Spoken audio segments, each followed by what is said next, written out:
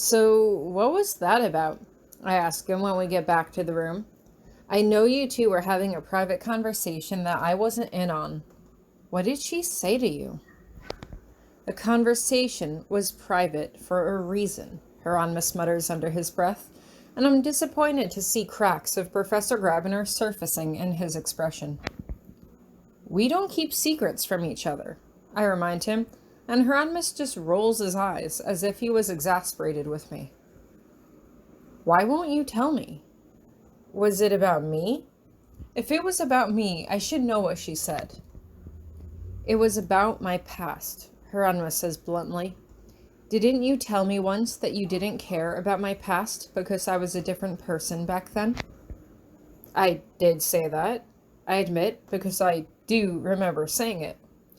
But if it concerns your future, or us, then I should know what was being said. I pause for a moment.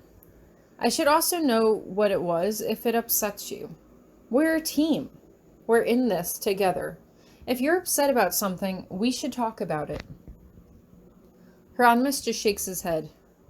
I am not the only one reticent to divulge what she has said, he says as he turns on me. I heard the coded message to you last night at the party, Tori. What did you and she discuss? I closed my eyes and let out a deep breath through my nostrils. I had to tell him. I didn't want to tell him, of course, but he was right. If we didn't keep things from each other, then I should be able to tell him about this. She wants me to marry Betch, I say at length, and Hieronymus's eyebrows shoot up in surprise. If things don't work out, she said, in a few years, she would consider me as a strong contender to marry Betch. Hieronymus stares me down. Should I be concerned? Not at all, I say with a shake of my head. I think of Betch as a brother, but that's besides the point. I've never aspired to be nobility. I don't want to be a princess. I'm not even sure I want to be a viscountess. All I've ever wanted, is to be your wife. So, as I'm sure you can guess, marrying Betch would make that a bit difficult.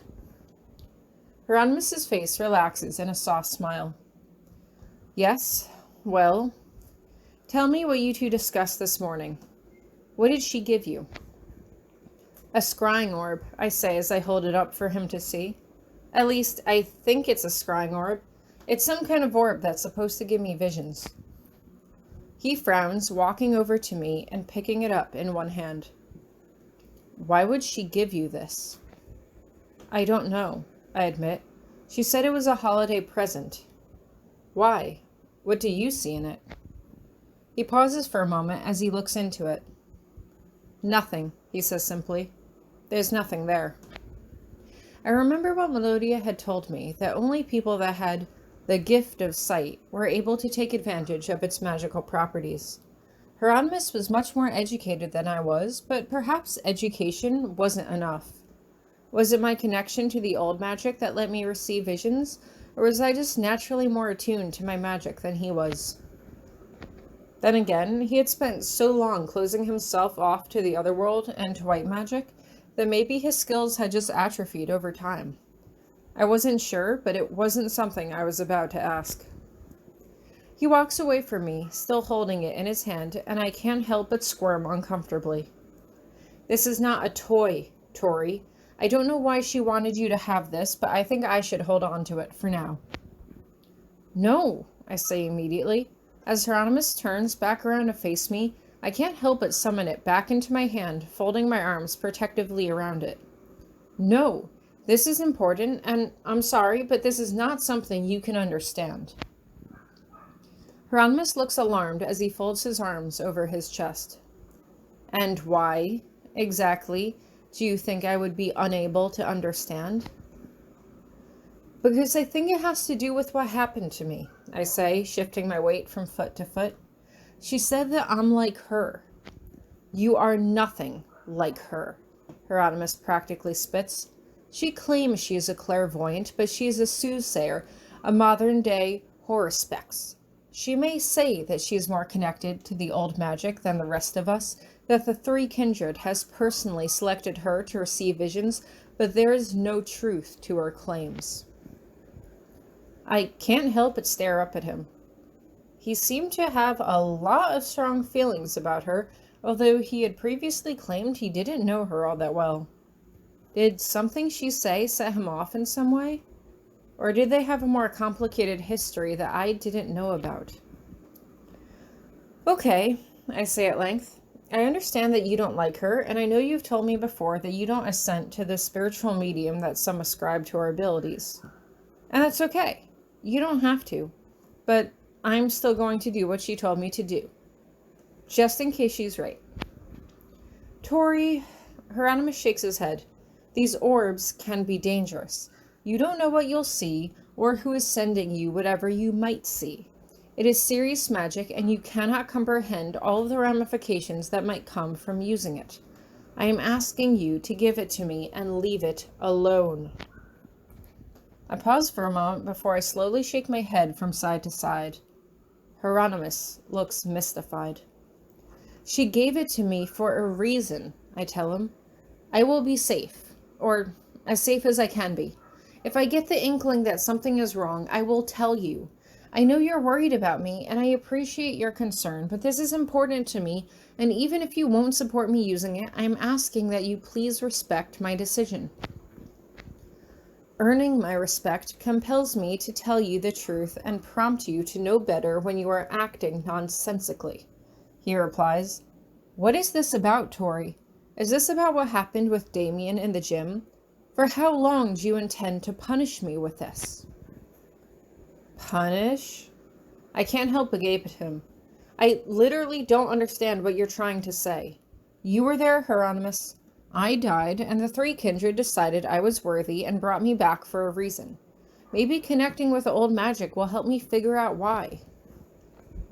You don't need to prove anything to anyone, Hieronymous says firmly, since you yourself seem to be a fan of quoting Occam's razor when it is most convenient to you, then I must remind you that you were simply an innocent girl caught up in Damien's manipulations. Isn't it possible that you were resurrected, not because you were worthy, but because you were innocent? I can't help but scowl. That did make sense to some degree, but thinking about life in terms of my potential worthiness, of what I had to offer, made me feel like I was still here for a reason. If they just brought me back because they had pity on me, what did that say about me? That I really may not have had a future to look forward to? I think you're deflecting, I say at length, mostly because I can't bring myself to acknowledge that he might be right. You said I was punishing you, but I literally do not understand what you mean by that. How am I punishing you? I was not able to protect you, Tori, he says as he frowns at me, and that was my fault. I should have stopped you from going into the gym. I should have found a way to get you out of there. I should have been stronger. I should have found a way to defeat Damien myself. You should never have had to go through the pain or the trauma that you have had to go through. If I was as powerful as I believed myself to be, I should have dispatched him easily. Instead, I was overcome with my own hubris. Being around ignorant students struggling to grasp basic principles of magic for the first time made me unaware of the ways I was neglecting my own growth. I thought I was stronger than I was, and you paid the price for it. No way, I say automatically. I am not letting you accept fault for this because it is not your fault. It isn't. A sudden, more frightening thought suddenly occurs to me. Hieronymous, that happened years ago. Have you literally been thinking that it's been your fault all this time? Haven't you? Hieronymous demands. He doesn't look angry. I'm not honestly sure I know what this expression is. No, I explain dramatically. I have literally never, not once, ever thought that. If anything, it's my fault. I reached out to you in case something went wrong, but I should have been smarter than that. I should have waited for you outside the gym or something. You would have told me not to go in, and I wouldn't have.